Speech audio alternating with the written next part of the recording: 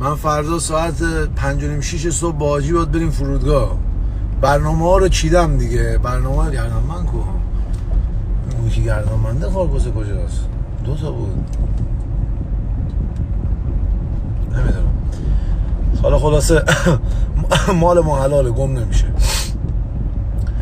بعد برنامه ها رو چیدم دیگه. از فردا 5 صبح استوری که همینجوری دارم میگم، ولی دیگه ثانیه به ثانیه. این مسافرت همراه من دیگه، دیدی که من چجوری هم تو مسافرت ها دیگه. یه هر جای بال که من ببینم شما همراه من هستی. یه چارجر اضافه هم دارم میبرم که وقتی بیابون تموم نشه. این یه مطلب دوم چی بود؟